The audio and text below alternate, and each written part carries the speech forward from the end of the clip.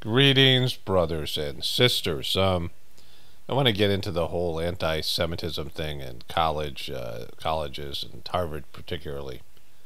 And there's a whole thing with that I want to talk about. But there's been some stunning news with two celebrities that I've covered for years now, Alec Baldwin and Jada Pinkett Smith. And I've been covering the Jada Pinkett Smith on my other channel, but this was just something I wanted to get to here today. It says here, Jada Pinkett Smith said the Oscar slap saved her marriage to Will. I will never leave him. She was on the Drew Barrymore show. And Drew Barrymore is probably the worst person. Like maybe someone who is as superficial in Hollywood speak. Is someone who's superficial and does Hollywood speak as much as Jada Pinkett Smith. I don't even need to talk about him very much. I want to be with you. I want to be with this human being. This human being in the book. And you are such a dynamic human being with a very interesting, rich history. She's such an interesting, dynamic human being. Now, the lawsuit in which the guy, Brother Bilal, talked about Jada Pinkett Smith being basically prostituting herself to drug dealers when she was young, learning skills, these kind of skills, and how to manipulate men, and then going to Hollywood and doing it with Tupac and then Will Smith, and being somebody who's a horrible person. Like his interview, he basically painted her as a horrible person, which is completely believable. And then, of course, he said this stuff about Will Smith getting Will Smithed.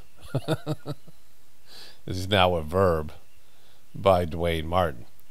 And she said, we sue it, which hasn't happened. Like this lawsuit, there hasn't been any, discussion of that, right? That was her reaction. And these rumors about Will Smith and Dwayne Martin have been there in Hollywood and everywhere else for years. These statements were made, things like this, by other celebrities. So she talked to the Daily Mail, and she wrote this book, and as far as I know, there's nothing in the book that talks about, well, in the book she talks about how they had this sham of a marriage, which everybody knew for years, and they pretended even though all the evidence was there. They had an open marriage, they weren't together. And she used to grimace. I mean, I think she probably still does, but in past years, whenever she was in a YouTube video on Will Smith's channel, she would grimace every time the guy spoke. She hates him, right? But then she says this: after all those years trying to figure out if I would leave Will's side, it took the slap for me to see I will never leave him. Who knows where our relationship would be if that hadn't happened. I'm gonna get you back first, and then You gonna get me back? I think you got me back. I think we're good on that. Okay. okay, that's probably true. But if you expect to be with somebody for a lifetime, 25 years and counting. We ride together. We die together. Bad marriage for life.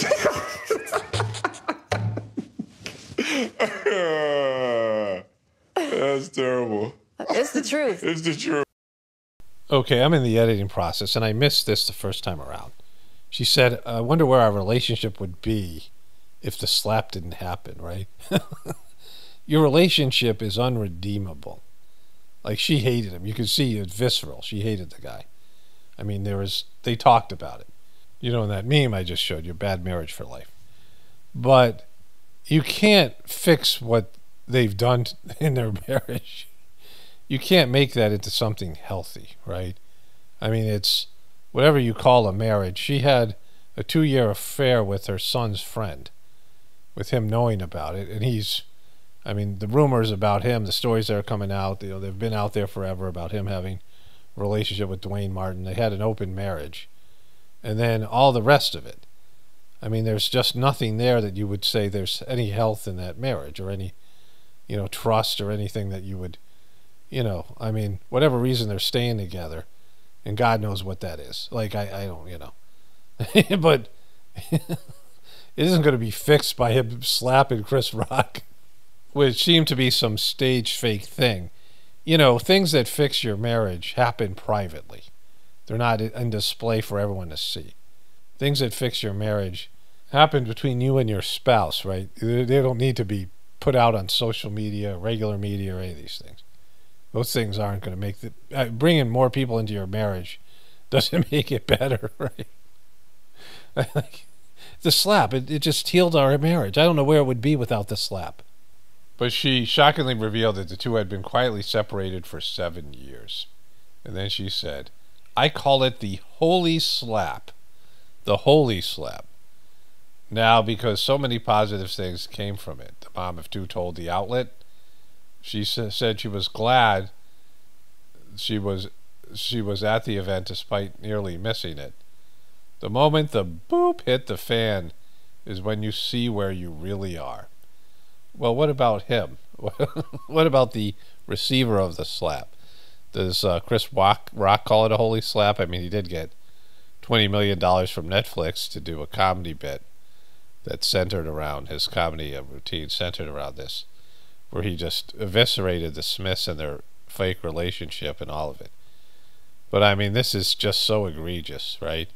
Like, she's the length of which she's willing to go to like, just the deception and the Hollywood the Hollywood contrived narratives and all the new age healing stuff and all the wellness, all this stuff, and calling it the holy slap. I mean, just she's so unlikable. I mean, I think she's up around Amber Heard as the most unliked celebrity. She was never likable in the first place, and Will Smith is far more likable in his, I mean, he's not very likable in terms of like us, but in terms of the general public.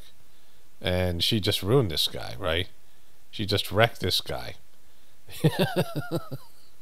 And she's still sticking with him. And, whatever reason it is, they're sticking together. It isn't because of anything that's holy or divine.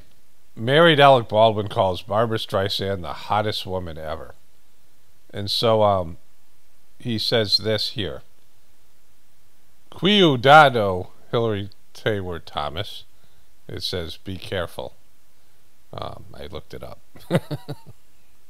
And so, Hillary reading this somewhere, wishing she had to pretend to be Jewish instead of Spanish.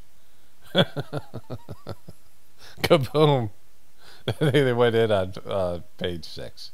And so here is the hottest woman in the world. Alec Baldwin left a comment here that is either being hidden or has possibly been deleted. But he commented to this performance, right? By this dude here. So was love. This eager heart of mine was singing. Where can you be?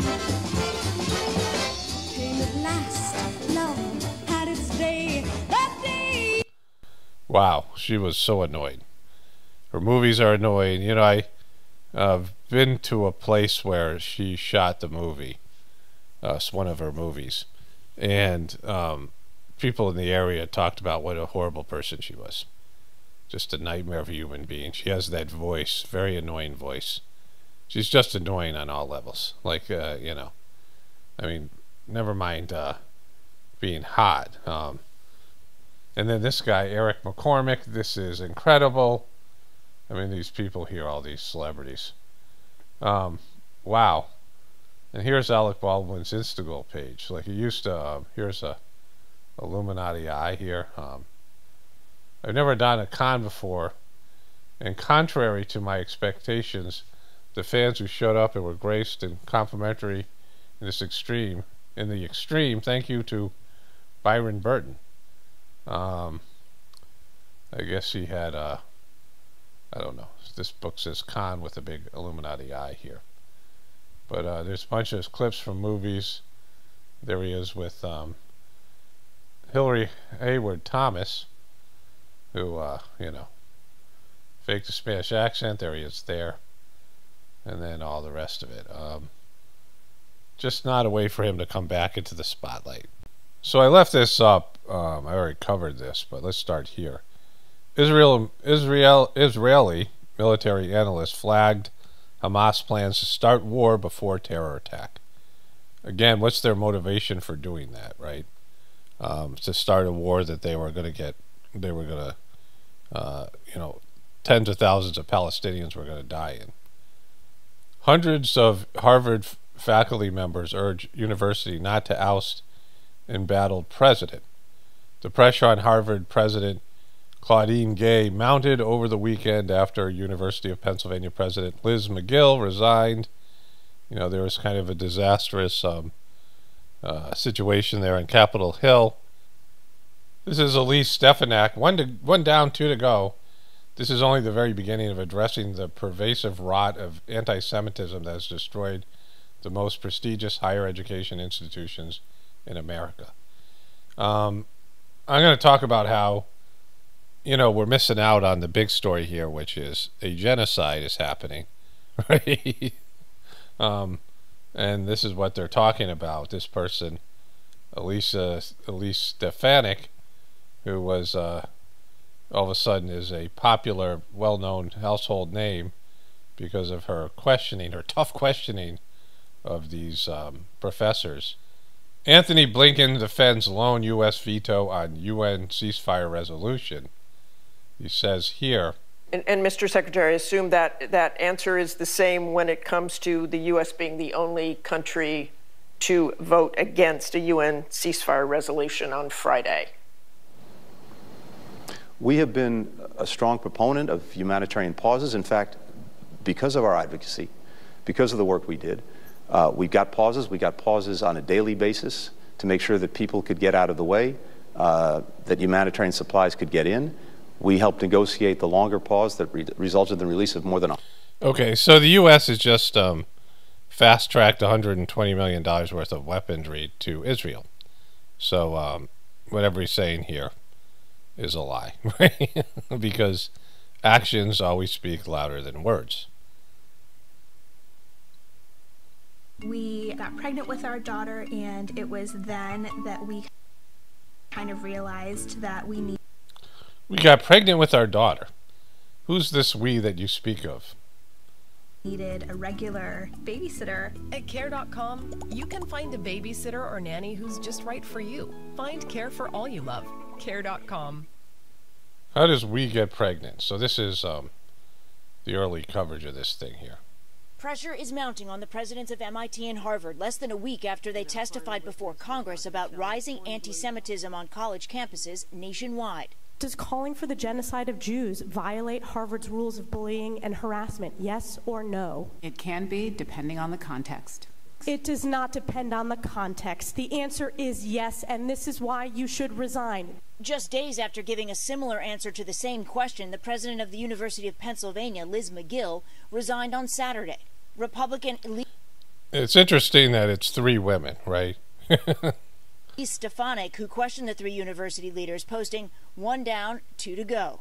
The answers reeked of anti-Semitism. Harvard. They reeked of it, right? They reeked of anti-Semitism. It smelled. You could smell the anti-Semitism on their answers. The president has tried to clarify, writing, "Calls for violence or genocide against the Jewish community or any religious or ethnic group are vile. They have no place at Harvard." According to the Harvard Crimson, more than 500 faculty members at the school have signed a letter asking Harvard's governing body not to remove President Gay. President Gay's the best. They just love President Gay. Then this morning, Harvard president staying on the job after outcry over anti-Semitism testimony. So she's staying on the job. Harvard is swarmed by billboard trucks demanding that she resign, and now they're going to park outside of her house until, Claudine Gay, the best friend Hamas ever had. That's what they're saying. She somehow is friending Fire Gay. I mean, that's that's homophobic right there. And so that happened. Harvard expected to confirm Claudine Gay will remain president despite reported $1 billion loss over anti-Semitism Scandal. Pressure is growing on the presidents of Harvard and MIT following the resignation of the leader at the University of Pennsylvania. It follows the uproar over their comments to Congress during a hearing. I don't get to see Fox News as much, and, you know, they suck just as bad as CNN and MSNBC. See, the big issue here, the big truth in all this, you know, whatever, this is part of the show, right? This is all part of the show. Like, you know, when I'm commenting on this, it's just watching the show and, you know, and all that implies, right? But in terms of the show, what we see now is the media and the, you know, official story, governmental officials, you know, whatever's being put out on these official channels that nobody watches, right? It's totally different on the internet. They're getting like, you know, they're getting rolled on the internet. But what they've been able to do is change the conversation. And what you're allowed to talk about is growing anti-Semitism at universities and on the internet in America. That's what's being allowed to be talked about in the mainstream media. The hostages. And what they're not talking about is the genocide of the Palestinian people. But what they're really not talking about is that for so many years, you know, it's been since World War II, that there has been this narrative that Jewish people have been mistreated, certainly in Germany being the central piece, but all over the world have been, you know, bullied and harassed and treated unjustly and hated upon, and the term anti-Semitism.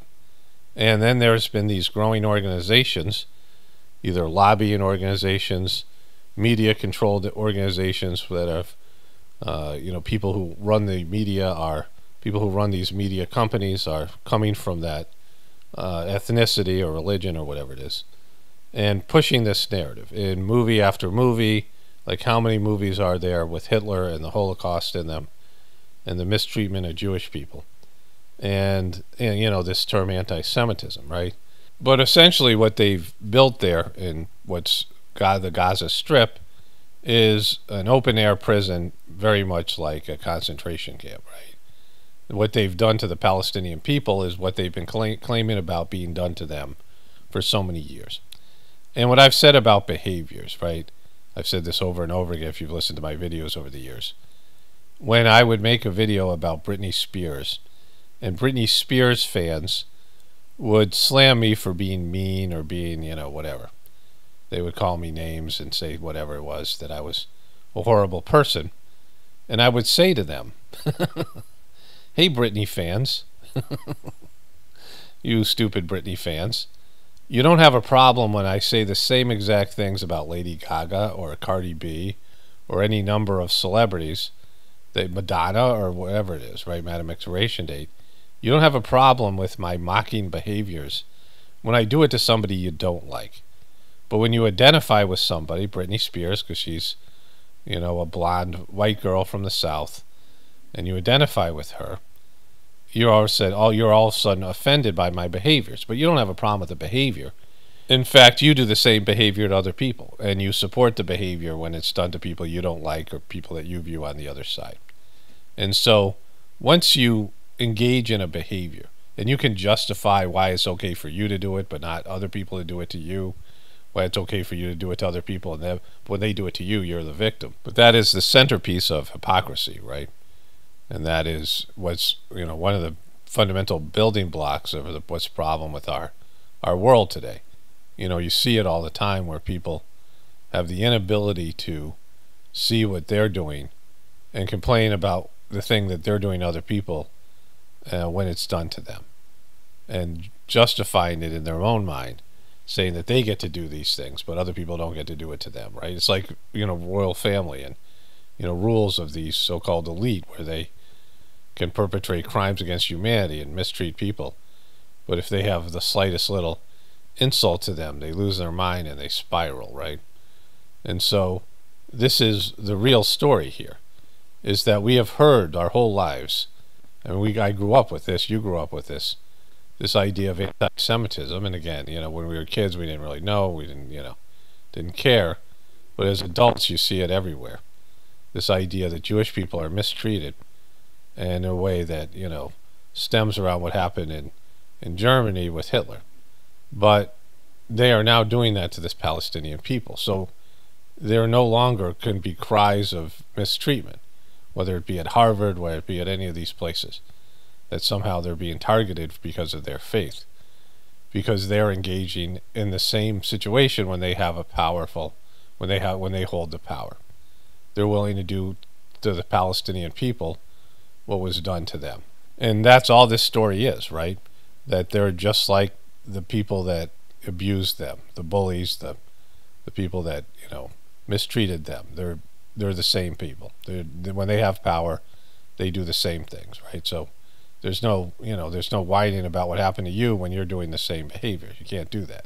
I mean, you can do it, but it's not, truth. The stuff that's going on with these universities, stuff going on college campuses, things going on the internet that are all termed anti-Semitic, and all the things to do with the Hamas holes and the hostages, and that, that whatever happened on that day or whatever it is, doesn't justify the treatment and the potential genocide of these people, the Palestinian people, and ethnic cleansing. And that's what all this is. These are war crimes, and there's no two ways about it. And all the distractions and all these things that they're doing, I think that probably the Harvard presidents are in on this. They want to change the narrative. They want to make the narrative about anti-Semitism. This was happening when all these other groups were starting to be, get some of the victim consciousness, like all the LGBTQ stuff, all the stuff that happened with Black Lives Matter. All these other groups were starting to be the victim du jour, and they were all having this victim consciousness, and their mistreatment was being covered by the media. And so, it seemed like this happened back with the stuff with Kanye and the stuff with Kyrie Irving, that, it was like the Anti-Defamation League was like, hey, remember us? We're the original victim consciousness people, right? And I've said this before, and I'll say it forever, that when you are a godly person, you believe that there's a plan. And if you believe that you're the chosen people and God is, has chosen you, that God is, specifically on your side, which is kind of what all religions say, but it says it's specifically for the Jewish people, then everything that happens to you comes from God. So if you are complaining about being mistreated, you go to God. When you've turned your life over to God, then bad things happen to you. You have to look at God and say, why are you doing this to me, God? This doesn't seem fair. It should all be about your relationship with God. The people that are mistreating you, yeah, they're responsible for whatever they're doing. And they have their own issues, and, they deserve whatever they get. But in terms of, complaining about things being unfair, they take it up with the divine being that is controlling the narrative and the storylines. I mean, the real storylines, what's really happening, the reality, the divine being that's in charge of reality, right? If you believe that there's a God, then there's a plan. There's an order to things. I mean, if you truly believe in God, that's what it is. There's no victim consciousness because everything is fair, everything is accounted for. The idea of samskaras in the Sajmar tradition. Samskaras are impressions that you have from previous things in this life and past lives. So if you came into this life and you were an alcoholic in your previous life, you're going to have a predisposition to being a person with an addiction. You're going to have some kind of addiction in your life until you master that. And when you master that, you clean off that samskara, that impression, you're able to move forward and connect to God. You have something that's been blocking your internal connection to the divinity within you, your soul, your full expression of your soul, becoming what your ultimate potential as a spiritual being is. You have to clean off all these impressions, but unfortunately, people are creating more impressions instead of burning them off. And those impressions, because of happening in a past existence and past lives or something that, again, I don't care if you believe in them or not, but there's, I've talked about this so much in various videos, Journey series, and other places, the idea of past lives, that you came from somewhere. If you believe in a soul, where was your soul before, and where is your soul going to go afterwards? And this idea of a one-off, where you have one opportunity, one life, where does that exist anywhere else, right? You have so many opportunities even in this one life. How many opportunities does someone have to get rid of an addiction or stop a deviant behavior? How many chances does a person have to turn things around? Like, how many chances does a person get? So many chances, right? I mean, you can stay back. Like, let's say you stay back in first grade, and then you're 7, you're in first grade, start off, you're 6, then you're 7, then you stay back again, you're 8, you're 9. I mean, how many years will it be before, like, there'll be no more chances? You'll be 70 years old still in first grade, right? Eventually you'll get past first grade, but some of these other things are more difficult to master. It might take lifetimes for a person to get rid of their addictions, especially if they get into these addictions more and more. But everything has multiple opportunities and multiple chances. You're given chances every day to redeem yourself, to do better, especially when you had lifelong issues that are self-sabotaging, and you see this with people. So how many people in your life that they had so many chances to redeem themselves and do a better job, and they didn't. They just go on a disastrous path, and it takes years and years and years of this kind of behavior before they suffer some kind of life-ending experience or whatever it might be. But they had all these opportunities. Even until the day that you die, you can repent and do a better job. And so you're given not only chances in one life, but you have multiple lives where you're given chances to evolve and grow, because it doesn't happen. You can see the difference of people who have had multiple lives as opposed to people, this is their first life as a human being. Wherever their soul was before, this is their first life. If you meet people like that, they're almost animalistic. They're lower vibration, lower consciousness. They don't have the ability for abstract thought yet. They're just coming into this. You can see it if you choose to. Like, there's a difference. There's a difference between people who have long history in the human condition, and they've managed to move forward on their spiritual journey and evolve past some of these lower tendencies, right? Some of these lower aberrant tendencies and behaviors that no longer have a hold on them. They're not prone to addictions. They're not prone to a lot of these deviant behaviors and things like this because they've done it in past lives and they've somehow evolved out of it, right? They're just they're some kind of an aversion to all these type of things, right? They can focus more on God, and they still have their issues. That's why they're stuck here. You still have some reason that you're not able to evolve out of the human condition, but they're farther along than other people. So all your actions are accounted for. So any kind of trying to game the system and convince everybody else through the media or controlled, lie to everybody else and try to show everyone else what a wonderful person you are. That's why I don't engage with those behaviors. I don't try to pretend I'm nicer than I am, or that I'm kinder than I am, or whatever it is. I might be able to fool you all, or some of you, right? Like, I could fool some of you, let's say I'm a better person than I am, right? Or a nicer person, or whatever it might be. But I'm not fooling myself. Like, I know. Like, each person knows.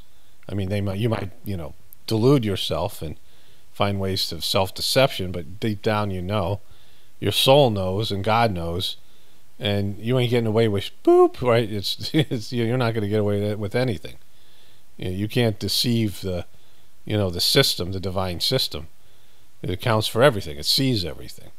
It knows everything. So there's no reason to do it like that. There's no reason to engage in just, wow, I can convince everyone on Facebook I'm a wonderful person, right? It's stupid. You can convince everybody that your people are suffering and your people are somehow targeted and victims and all this stuff with martyrdom and all this stuff that exists in these religions. These three, religions that are remedial and they've lost their way and they don't connect people to God. They do the opposite. I'm talking about Judaism and Islam and Christianity and all the religions to some extent, but these three religions specifically that are embroiled in this endless conflict and this stuff that's going on here in the Middle East and America and Europe and all these other places. And it's it's coming to a head and going to cause the takedown of the entire system at some point. There was this one thing that was going to have to happen, and that was this Israel was going to have to go for it. Israel was at some point was going to have to take over the lands and get rid of Palestine altogether and glom onto those lands that they believe God promised them, and that's their at least their stated belief. that was going to have to happen. And the way that they were going to have to treat the Palestinian people was going to be egregious. And with the internet and with liberalism and, you know, all of it, it was going to be known that that was going to be a problem. I mean, obviously it was going to be a problem. It was already a growing problem and growing sentiment on college campuses and the internet. So how to get away with it, like how to be able to annex these territories, even with the world outcry and even the UN and these, you know, other all these agencies around the world. Europe is not into this, and, you know, all these countries.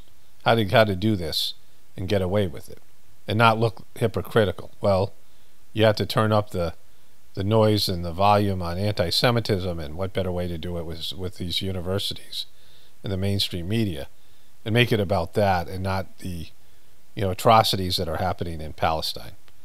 And so, you know, this is where we are. But again, God sees all. Like, you're not going to get away with this on a spiritual level. I mean, personally and as a people, right? Everything has to come back around. Like all the atrocities that America has committed as an evil empire, in Britain and all these countries, there's going to be, you know, things turn, right? Things turn on you, and things, you're not going to be the dominant countries forever. And all these, you know, atrocities that have been committed in Jesus' name, and Jesus is not on board. Jesus didn't say to do these things. Jesus didn't give you permission, right? All these things that have been done in the Christian faith and the Crusades and all these, you know, people justifying their behavior because they think they're the chosen people, or they're somehow God gave them dominion over the world, like in the manifest destiny. None of those things are true, right? And you have to pay the price collectively as people, as countries, as individuals, and as soul. More than anything else, as a soul. And you have to, you know, incarnate back in a situation where you're not the people of power.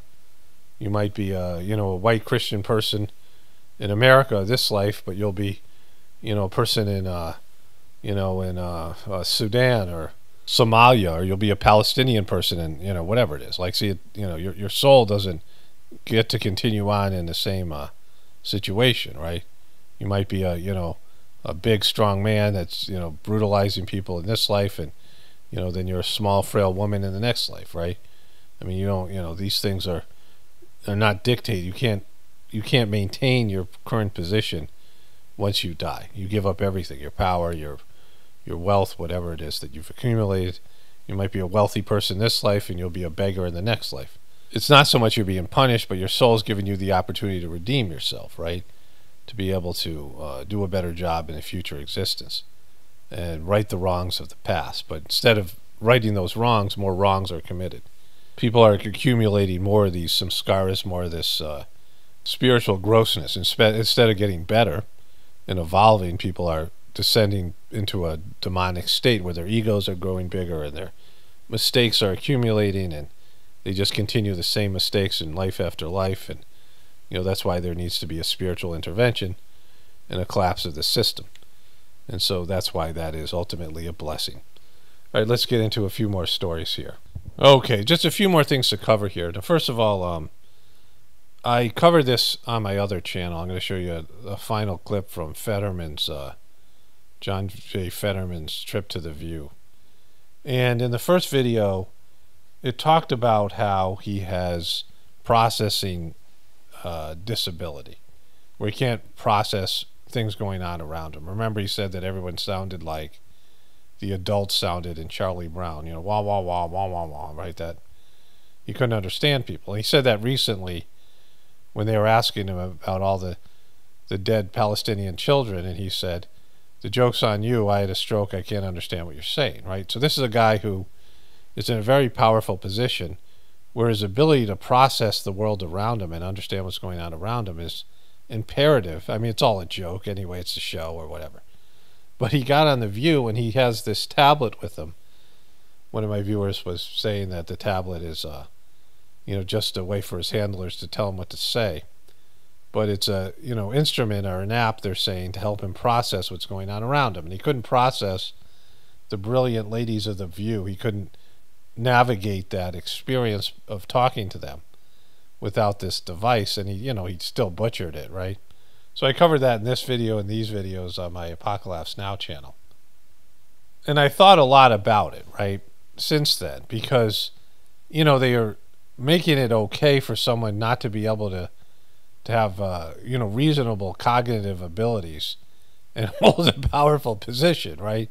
You know, they've done this with Joe Biden and him having dementia, and now with Fetterman. So they're basically saying is these people are completely handled because someone who has dementia, and they did the same thing with Reagan, you know, Republicans, and somebody who has had, you know, processing issues and is as bad as Fetterman. I mean, Fetterman's worse than Joe Biden.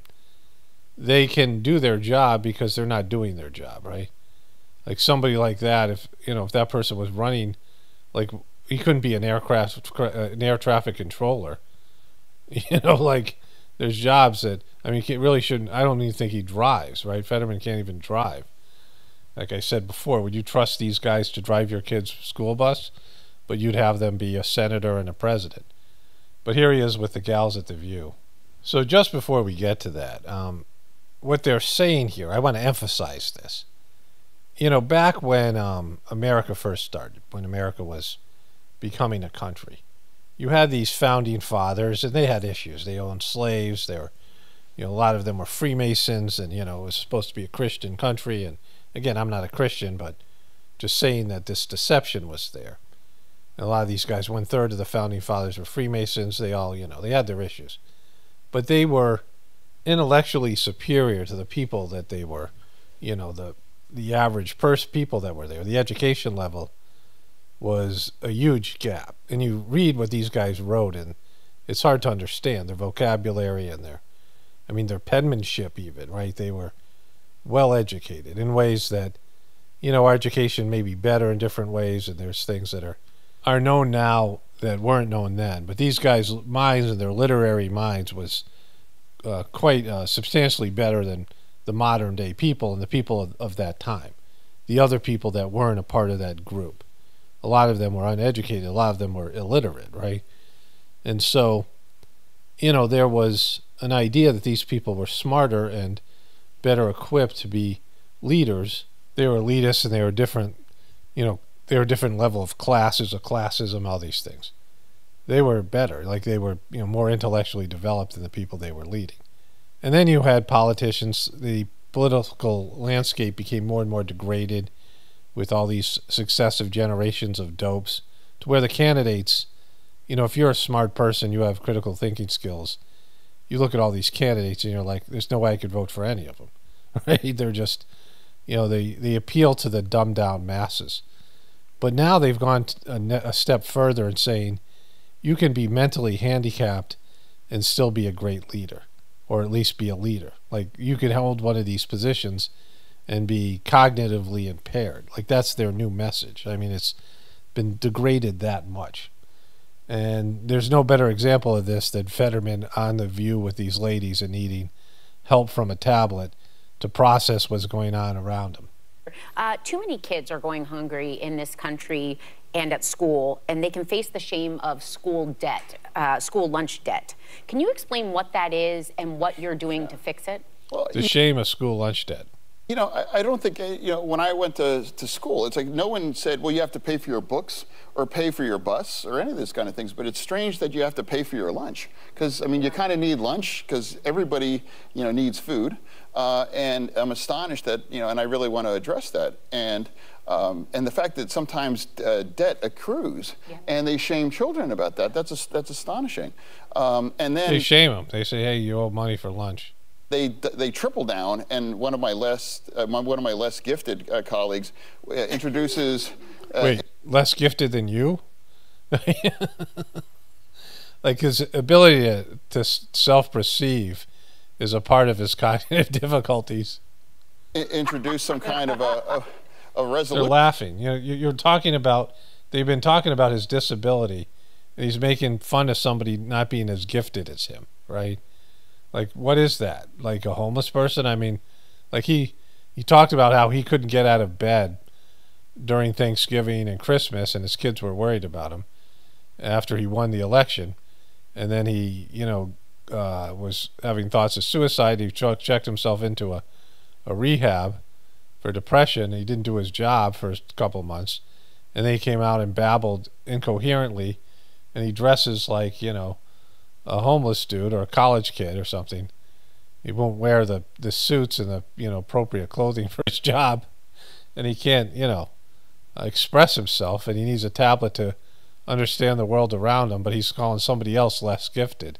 Solution that for a religion kind of exempt to say, well, you know, if I'm lunch lady Doris, I can't give a gay or trans child lunch because that's I protest that. Disgraceful. And I believe. Who is that? Who said that? I believe. It's Lunch Lady Doris. Did you not hear him say it? It was Lunch Lady Doris who said that. I believe that school.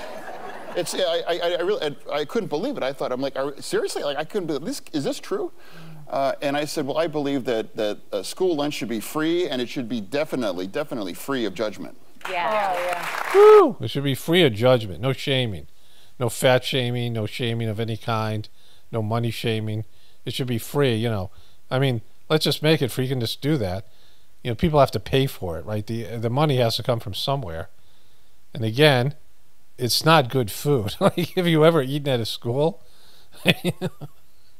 The food there is atrocious. So, Senator,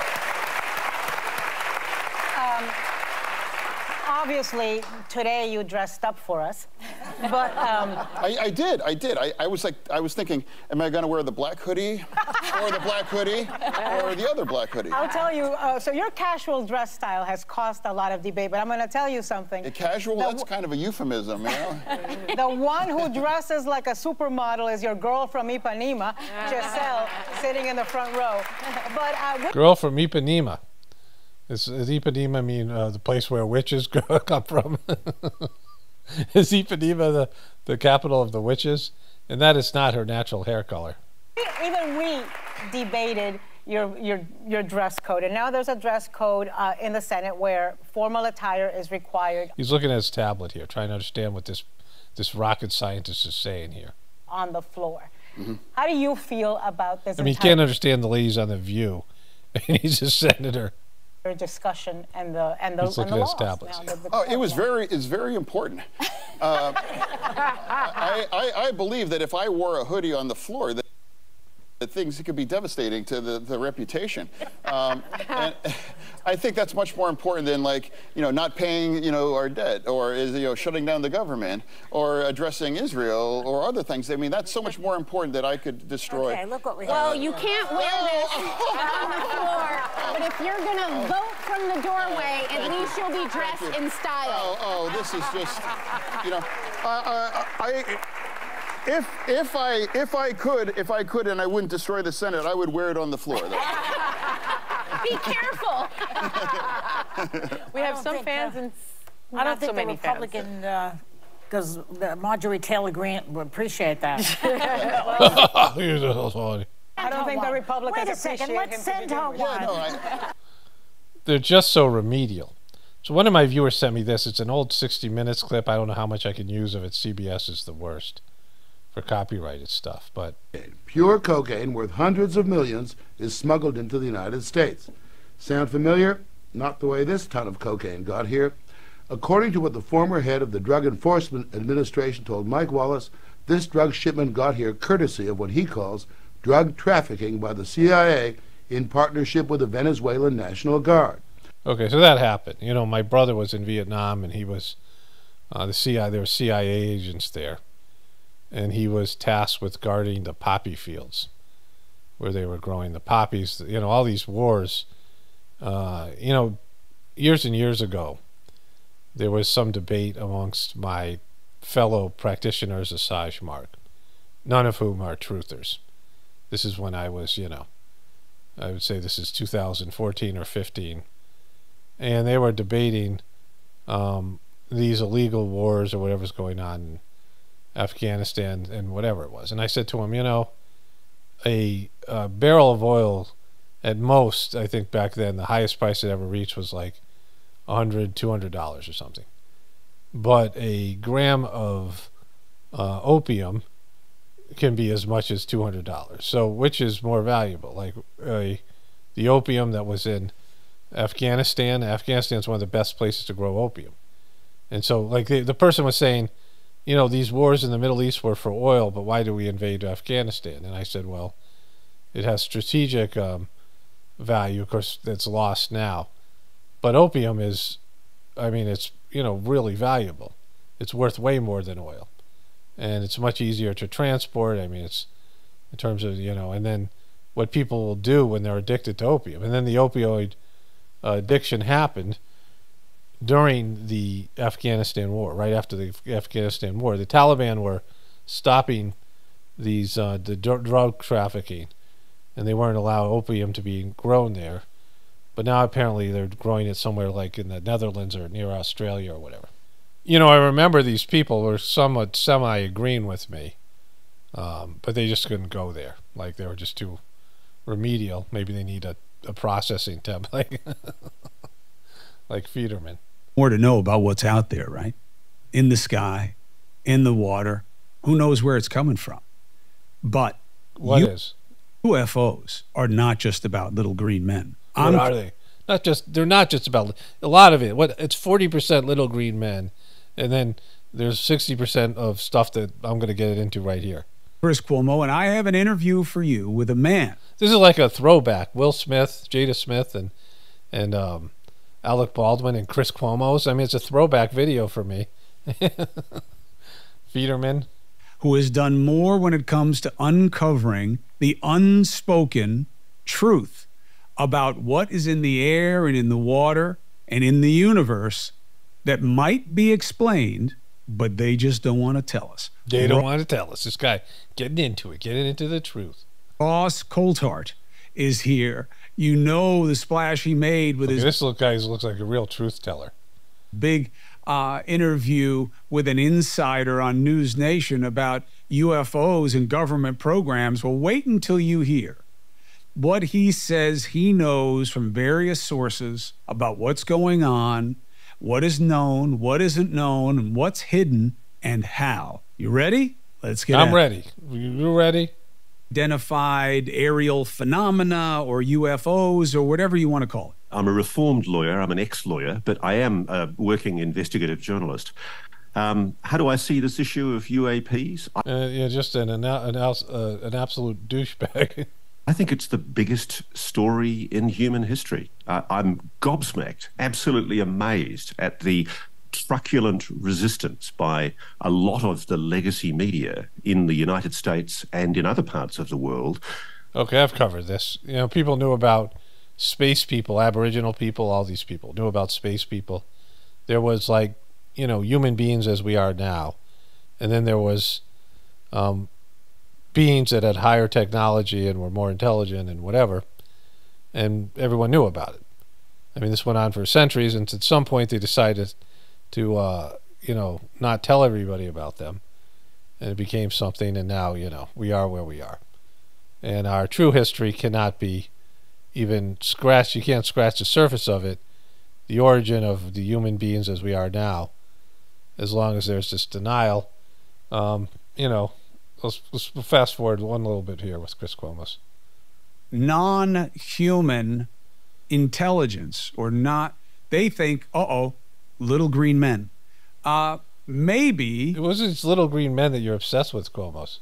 Or it could be a manifestation of what the world is waking up to right now, known as artificial intelligence.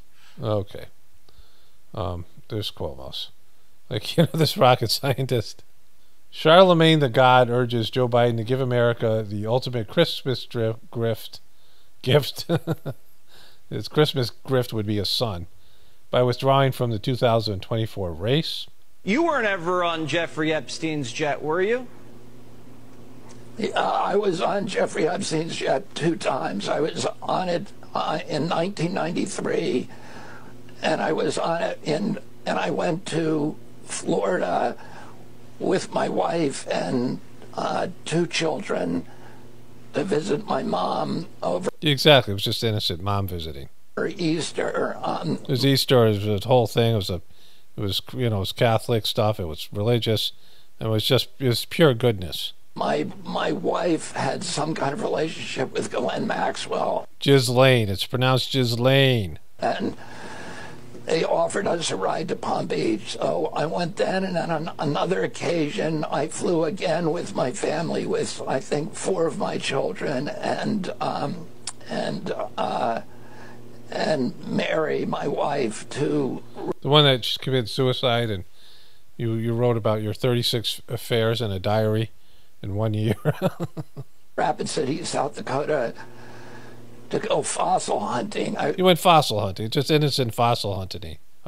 For a weekend, and but otherwise, I was never on his jet alone. I've been very open about this from the beginning. This was in '93, so it was 30 years ago. It was before anybody knew about Jeffrey Epstein's, his nefarious issues. And I agree with you that all of this information should be released. This guy, man, he's just, what a disaster. There's just a lot there, right? This was, a much bigger video than I've done in a while in terms of all the different subjects I covered here. Cuomo's talking about UFOs. A now fired Chris Cuomo's after leaving the disgraced Chris Cuomo's leaving the disgraced CNN, and then Alec Baldwin and Jada Pinkett Smith. I mean, that's just so weird. Oh, by the way, I looked it up, and the last time it was talked about in terms of Jada Pinkett Smith making that announcement that they were going to sue Brother Bilal, that was November 16th, so almost a month ago, and there's been nothing. There's been crickets ever since. So she said that, but they haven't moved forward with any legal, filings. And now she's coming out and saying she's never going to leave Will Smith after saying they've had a dead marriage for 7 years. And then the whole thing with the holy slap. It's just so weird. The Smiths are just, in a sea of weirdness in Hollywood, the Smiths just stand head and shoulders above the rest. They just won't let it go. Like Alec and Hilaria wouldn't let it go until they finally realized they had to stop posting on social media because they had lost whatever battle. I guess he's doing some sucking up now with Babara Streisand to save him the whatever's going to happen with his legal future. But everything is just think about how much everything's changed since I covered a lot of these. I've been covering Alec Baldwin on and off since like 2017 or 18 when I realized he was making fun of Donald Trump and he was just so bad at it, right?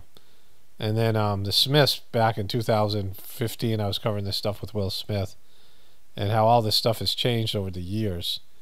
And, so much information has come out about all these celebrities, all these things that have happened in the world, what's happening now with Israel and Palestine. It's, the truth is coming out, like whether people are able to see it or accept it, it's there in a much more in-your-face way. But anyways, that's enough for today. Only spirituality will save this world. It's Paul Romano, definitely pouring from the Apocalypse and the Ascension. Everyone have a blessed day and be grateful.